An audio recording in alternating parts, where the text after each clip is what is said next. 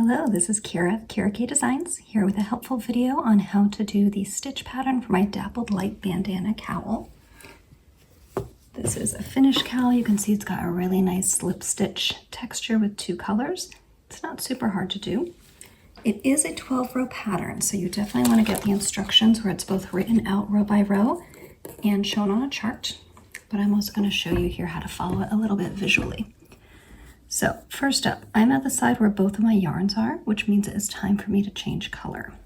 I just did the white. I can tell that because the white's attached to the last stitch, and there's more white on the needle than green. I'm going to start my row. This particular version of coat tweed stitch has a garter stitch edge, which means that you're always going to knit at least the first two stitches. And then here I'm going to knit 3 for this particular row, and I'm going to slip one stitch purlwise with the yarn in back. The yarn's already in back, so I don't have to move it. I just slip one purlwise. That pulls the white up onto my needle. And then I'm going to knit 2. Keep the yarn in the back, slip one purlwise, knit 2, and I'll keep doing this till I get to the end of the row. I am working with fewer stitches than you actually have on the pattern, just so I can get through a handful of rows with you without taking a whole lot of time. Here at the end of this row, I'm going to do a knit front and back increase. So I knit into the stitch as usual. I come out of it, but before I take it off, I'm going to knit into the back of the same stitch. That's going to turn one old stitch into 2 new ones. And then I knit the final stitch of the row. So this was one of my right side rows with my main color, which is this pale green. And I'm ready for a wrong side row.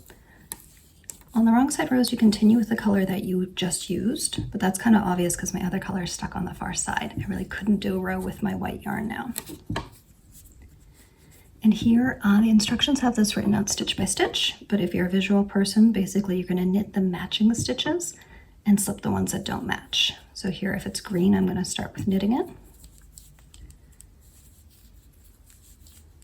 And when I get to my white stitch, I am going to slip it purlwise. But first I have to move the yarn to the front of the work, and then I'll move it to the back before I knit again. And that keeps this strand of yarn here, we call it the float, on the wrong side of the work. So again, move the yarn to the front, slip one purlwise, the yarn goes to the back, and I can knit. I'll do the next 2 rows with the yarn held in my other hand, picking rather than throwing. So if that's how you knit, just hold tight for a second. Nope. Look, I made a mistake. I always like to point this out. I moved the yarn to the front and slipped one, which is great, but I forgot to move it to the back before I knit. This felt really weird to me. I didn't even actually let go to wrap the yarn, but it just seemed wrong. If I had left that there, I would have gotten a hole and an extra stitch. I always like to point out my mistakes when I'm teaching or demonstrating because we all make mistakes. The difference is that they don't slow me down too much, because I've been doing this for a long time. All right, so that was my 2 rows here with my main color. I'm ready to switch to my contrast color. And again, I can tell because both yarns are here. I'm doing 2 rows of each color. This is a slip stitch mosaic pattern. That's really fun and easy to do. So I'm gonna take a second here to do some yarn maintenance and detangle my yarns. And it's good to do that periodically. So as promised, I'm going to switch hands and knit now in the picking style. You don't have to switch yourself. I just like to demonstrate both styles.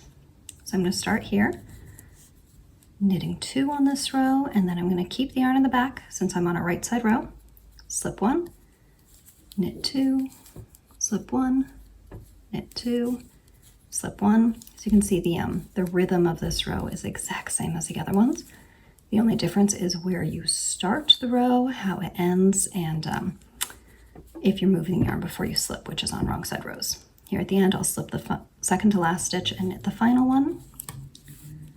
And then I'm ready for a wrong side row, continuing with my contrast color, but again, that's pretty obvious because I only have the contrast color attached.